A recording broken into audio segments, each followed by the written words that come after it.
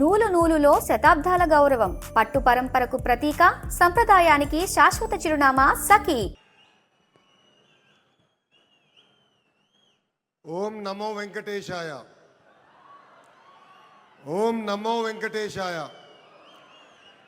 ఓం నమో వెంకటేశాయ.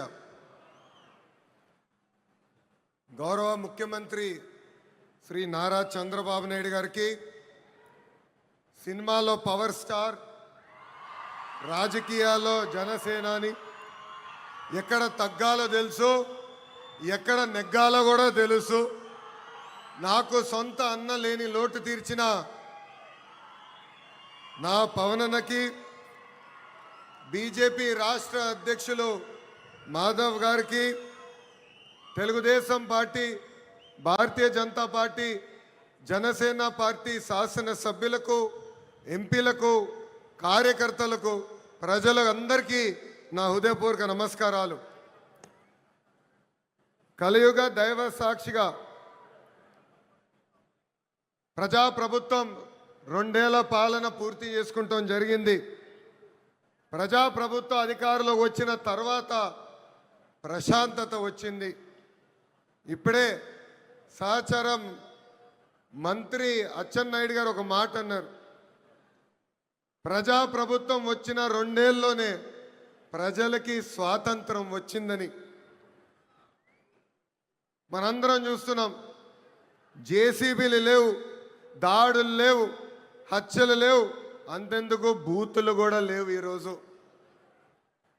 నాకు ఇప్పుడు కూడా బాగా గుర్తు, యువగలం పాదయాత్రలో ఇదే చంద్రగిరి గడ్డపై మీటింగ్ పెట్టా. ఆనాడే చెప్పా, వెంకటేశ్వర స్వామి జోలికి వెళ్ళొద్దు, మాడి మసైపోతామని ఆనాటి ముఖ్యమంత్రికి నేను హెచ్చరిక జారీ చేశా.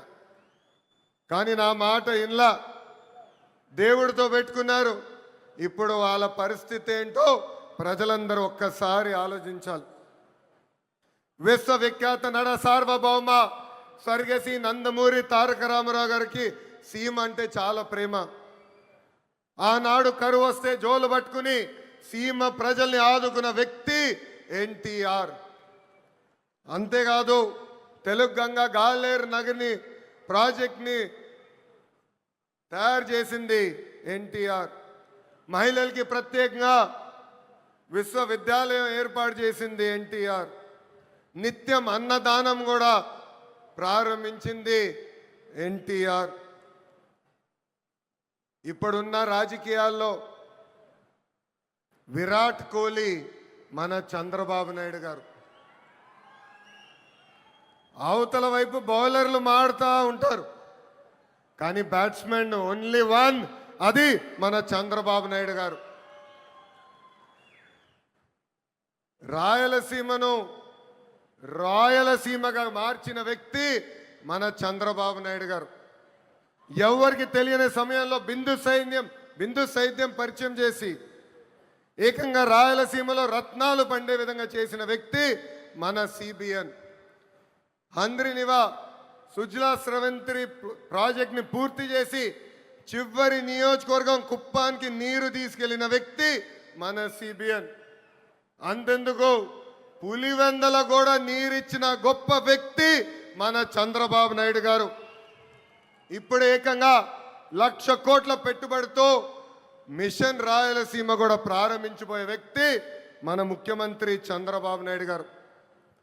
2019 నుంచి 24 వరకు గొడ్డలి పార్టీ అరాచక పాలన మనందరం చూసాం. వాళ్ళ చెల్లికి అన్యాయం చేయొద్దని అడిగిన బీసీ బిడ్డ అమర్నాథ్ గౌడ్ పైన పెట్రోల్ పోసి ఎలా తగలబెట్టారో మన కల్లారా చూసాం.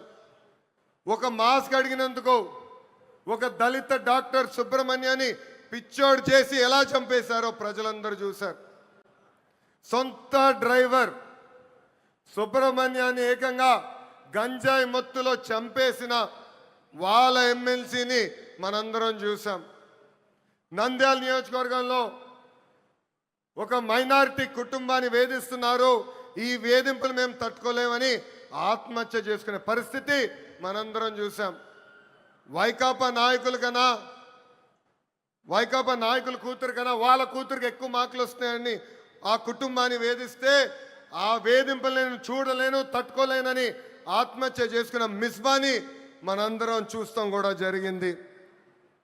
ఆనాడు అన్నారు తెలుగుదేశం పార్టీ జెండా లేకుండా చేస్తామన్నారు, ప్రజలే ఈరోజు వాళ్ళ జెండా పీకేస్తాం జరిగింది.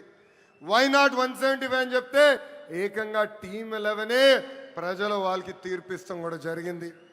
సిద్ధం అంటే యుద్ధానికి రెడీ అని తీర్పిచ్చింది ఆంధ్ర రాష్ట్ర ప్రజలు. అసెంబ్లీలో అడుగుపెట్టనయో అన్నారు, ఏకంగా ప్యాలెస్ గోడలు బద్దలు కొట్టి చంద్రబాబు నాయుడు గారు ముఖ్యమంత్రి చేసిన ఘనత మా పసుపు సైన్యాంది. ఇప్పుడు రపరప అంటున్నారు. రపరప అంటే చూస్తూ మేము ఊరుకోం. ఎర్ర బుక్కు దాని పని చేసుకుంటూ వెళ్తుందని ఈ సభాముఖంగా ఆ కుర్ర బ్యాచ్కి నేను హెచ్చరిక జారీ చేస్తున్నా. ప్రజాప్రభుత్వం 2 ఏళ్ల పాలనలో సుపరిపాలన అందించాం. అన్ని చేశామని కాలు రెగరేసుకుని మేము తిరగట్లేదు. కానీ ఎన్ని ఆర్థిక ఇబ్బందులున్నా ఇచ్చిన హామీలకు పద్ధతి ప్రకారం నిలబెట్టుకుంటూ వెళ్తున్నాం. ఎవరు ఊహించిన విధంగా అధికారంలోకి వచ్చిన వెంటనే 4,000 రూపాయలు వృద్ధులకి పెన్షన్ ఇస్తున్నాం. వికలాంగులకి 6,000 రూపాయలు బెడ్కే పరిమితం అవుతే 15,000 రూపాయలు పెన్షన్ ఇస్తున్న ఏకైక ప్రభుత్వం ఆంధ్ర రాష్ట్రంలో ఉన్న ఎన్డీఏ ప్రభుత్వం. అంతేకాదు మూసేసిన అన్న క్యాంటీన్లు తిరిగి ప్రారంభించాం. డిఎస్సి ద్వారా 16,000 టీచర్ పోస్టులు భర్తీ చేశాం. 6,000 కానిస్టేబుల్ పోస్టులు భర్తీ చేశాం. ఏకంగా మన జాబ్ క్యాలెండర్ విడుదల చేసి సంవత్సరం పూర్తయ్యే లోపల 10,000 ఉద్యోగాలు కూడా భర్తీ చేసే బాధ్యత ఎన్డీఏ ప్రభుత్వం తీసుకుంటుంది. ఏకంగా చేనేత సోదరులకి హ్యాండ్లూమ్ ఉంటే 200 యూనిట్లు కరెంట్ ఉచితంగా ఇస్తున్నాం. పవర్ లూమ్ ఉంటే 500 యూనిట్లు కరెంట్ ఉచితంగా ఇస్తున్నాం. ఆటో డ్రైవర్ల సేవలో ఆదుకున్నాం. మత్స్యకారుల సేవలో మత్స్యకారులను ఆదుకున్నాం. స్త్రీ శక్తి పేరుతో మహిళలకి బస్సులో ఉచితంగా ప్రయాణించే హక్కు కూడా ప్రజాప్రభుత్వం కల్పించింది.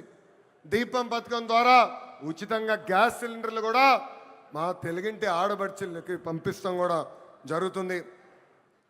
ప్రజాప్రభుత్వం నినాదం ఒకటే, ఒకే రాష్ట్రం ఒకే రాజధాని కానీ అభివృద్ధి వికేంద్రీకరణ. ఇప్పుడే మాధవ్ గారు చెప్పినట్లు భారతదేశంలో 100 రూపాయలు పెట్టుబడులు వస్తే దాంట్లో 25 రూపాయలు ఆంధ్ర రాష్ట్రాన్ని ఎత్తుకుంటూ వస్తుంది. ప్రజలందరూ ఒక్కసారి ఆలోచించాలి. గూగుల్ ఆర్సిలర్ మిత్తల్ ఉత్తరాంధ్రకి తీసుకెళ్ళాం. రాజధాని క్వాంటమ్ కోస్తాంధ్రకి తీసుకొచ్చాం. ఏకంగా ఫైటర్ జెట్లు రాయల్ ఎన్ఫీల్డ్ ఈరోజు రాయలసీమకి తీసుకొచ్చిన ఘనత ఒక ఎన్డీఏ ప్రభుత్వాన్ని. మనది గొడ్డలి, మనది గూగుల్, వాళ్ళది గొడ్డలి. మంది ఫైటర్ జెట్, వాళ్ళది ఫ్యాక్షన్. మంది కియా, వాళ్ళది కిడ్నాప్. మంది క్రెడిబిలిటీ, వాళ్ళది క్రిమినాలిటీ. మంది డెవలప్మెంట్, వాళ్ళది డిస్ట్రక్షన్. మంది బుల్లెట్ అవుతే వాళ్ళది బూతులు. మనం మహిళలకి 33% రిజర్వేషన్ ఇస్తే ఏకంగా తల్లిని చెల్లిని మెడబట్టి బయటికి గంటేసిన చరిత్ర ఆ గొడ్డలి పార్టీది. ప్రజలందరూ ఒక్కసారి ఆలోచించాలి.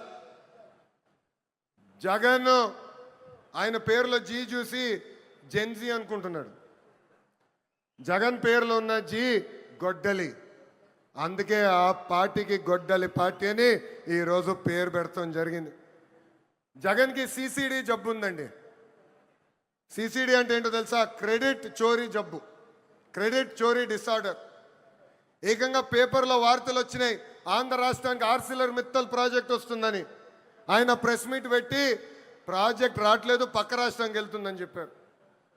గౌరవ ముఖ్యమంత్రి గారు, ఉప ముఖ్యమంత్రి గారు ఆ ప్రాజెక్ట్కి శంకుస్థాపన వేస్తే లేదు నేనే ఆ ప్రాజెక్ట్ని తీసుకొచ్చానని ప్రెస్ మీట్లో చెప్పే పరిస్థితి మనందరం చూసాం. ఇంతేకాదు ప్రపంచం మొత్తం తిరిగి పెద్ద ఎత్తున గూగుల్ని మన రాష్ట్రానికి తీసుకొస్తే వాళ్ళు అడ్డుపడ్డారు, కోర్టులో కేసేశారు. కానీ ఇప్పుడు ప్రెస్ ముందరికి వచ్చి మా వల్లనే గూగుల్ ప్రాజెక్ట్ వచ్చిందని చెప్పుకునే పరిస్థితి. ఇంకా కొన్ని సంవత్సరాలు పోతే ఆగస్ట్ 15 నాడు భారతదేశానికి స్వాతంత్రం తీసుకొచ్చింది మా తాత అని చెప్పుకునే పరిస్థితికి సిసిడి జగన్ వస్తాడు.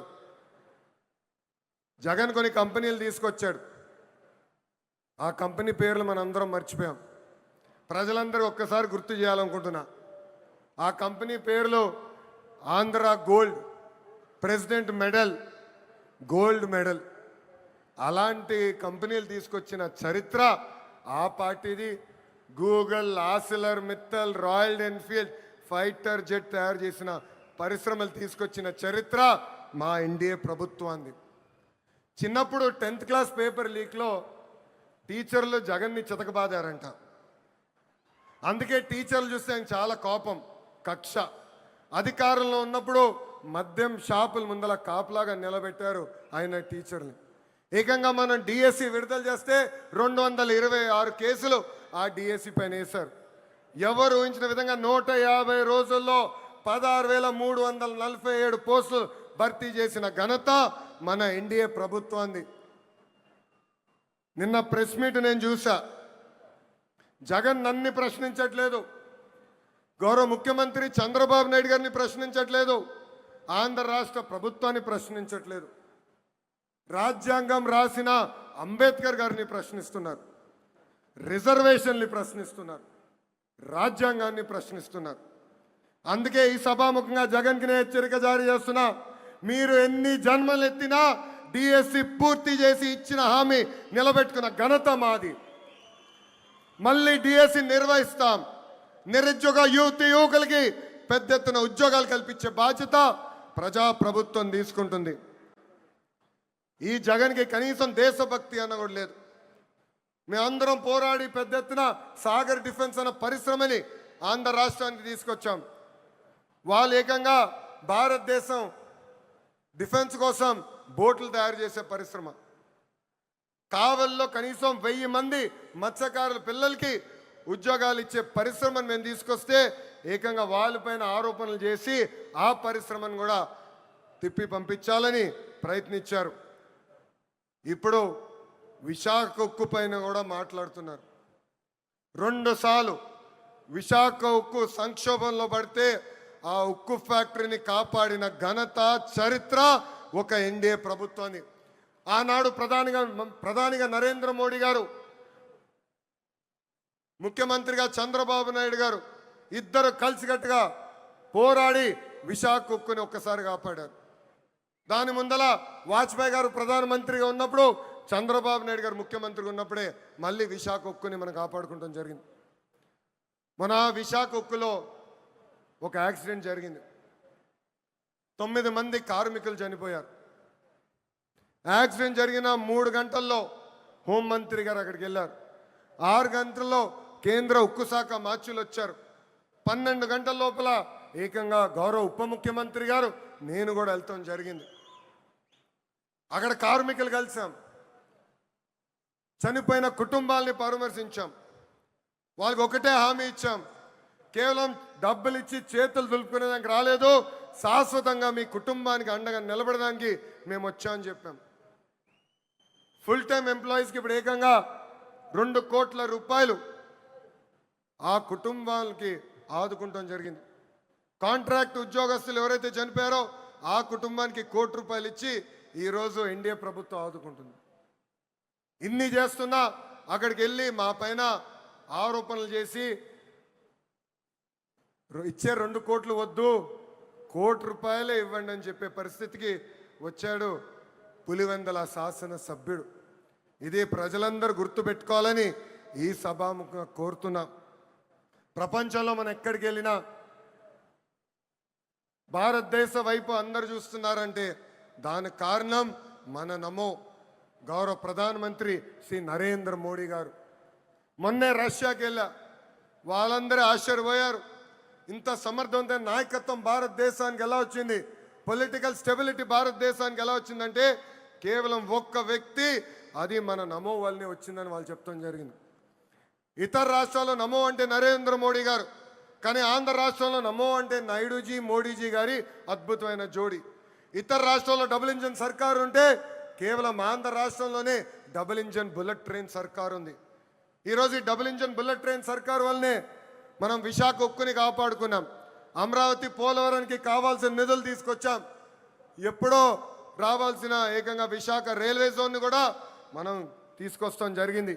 ఇంతేకాదు ఫైటర్ జెట్ ఆమ్కా ప్రాజెక్ట్ని తీసుకొచ్చాం. త్వరలో కర్నూలులో కూడా హైకోర్టు బెంచ్ ఏర్పాటు చేసే బాధ్యత ఈ డబుల్ ఇంజిన్ బుల్లెట్ ట్రైన్ సర్కార్ తీసుకుంటుందని ఈ సభాముఖంగా ప్రజలందరికీ తెలియజేస్తున్నాం. రాయలసీమగా మార్చిన ఘనత ఎన్డీఏది. 1,00,000 కోట్ల పెట్టుబడితో ఈరోజు మిషన్ రాయలసీమకి మనం శ్రీకారం చుడుతున్నాం. రాయల్ ఎన్ఫీల్డ్ వచ్చింది సీమకి, ఎల్జీ ఎలక్ట్రానిక్స్ వచ్చింది సీమకి, ఏసీ తయారు చేసే కెరియర్ వచ్చింది మన సీమకి. అంతేకాదు రిలయన్స్ ఇండస్ట్రీస్ కూడా వచ్చింది మన సీమకి. That is the commitment of NDA government for Rayalaseema అని ఈ సభాముఖంగా తెలియజేస్తున్నాం. తెలుగుదేశం పార్టీ, జనసేన, భారతీయ జనతా పార్టీ అనేది ఒక పెద్ద కుటుంబం. కుటుంబం అన్నప్పుడు చిన్న సమస్యలు రావచ్చు. మనందరం కూర్చుని మన సమస్యలు పరిష్కరించుకోవాలి. ఆ బాధ్యత ఇక్కడున్న నాయకులందరిపైన ఉంది. కూటమి ధర్మాన్ని అందరం కలిసికట్టుగా కాపాడుకోవాలి. అహంకారం మనకు వద్దు. అహంకారం వస్తే ఏమవుతుందో మనందరం చూసాం. 151 స్థానాలు 11 అయినాయి. ఇది మనందరం గుర్తుపెట్టుకొని ప్రజల్లోకి వెళ్దాం, ప్రజల్లో చైతన్యం తీసుకొద్దాం, ప్రజలకి అండగా నిలబడదామని ఈ సభాముఖం మిమ్మల్ని అందరినీ కోరుతున్నా. ప్రజాప్రభుత్వం కొనసాగింపు అనేది చాలా చాలా అవసరం. మనం చూసాం, ఒక గుజరాత్, ఒక ఒరిస్సాలో వరుసగా ఒకే ప్రభుత్వ అధికారంలోకి వచ్చగల ఎంత అభివృద్ధి చెందినాయో. పెద్ద ఎత్తున పెట్టుబడులు వచ్చినాయి, పెద్ద ఎత్తున రోడ్లు వేసుకున్నారు, కరెంట్ ఛార్జీలు తగ్గించుకున్నారు, ముందరికెళ్ళారు. కానీ ఆంధ్ర రాష్ట్రంలో 2014 నుంచి 19 వరకు ఎన్డీఏ ప్రభుత్వం, దాని తర్వాత గొడ్డలి పార్టీ ప్రభుత్వం వచ్చిన తర్వాత మనం ఎంత నష్టపోయామో మనందరూ తెలుసు. దయచేసి ఇది మనందరం గుర్తుపెట్టుకోవాలి. ప్రభుత్వం కొనసాగింపు అనేది ఎందుకు అవసరమో ప్రజలందరి దగ్గరికి వెళ్ళి చెప్పాలని ఇక్కడున్న కార్యకర్తలందరినీ నేను కోరుకుంటున్నాను. నేను ఫైనల్గా చెప్పేది ఒకటే, ఎన్డీఏతో వికాసం, గొడ్డలి పార్టీతో విధ్వంసం. గొడ్డలి పార్టీ రాష్ట్రానికి హానికరమని మనం తొక్కిన ప్రతి గడపకి చెప్పాలని ఈ సభాముఖం మిమ్మల్ని అందరినీ కోరుకుంటూ, నాకింత అద్భుతమైన అవకాశం ఇచ్చిన ప్రజలందరికీ పేరు పేరున నా హృదయపూర్వక ధన్యవాదాలు తెలుపుకుంటూ మీ అందరి దగ్గర నుంచి సెలవు తీసుకుంటున్నాను.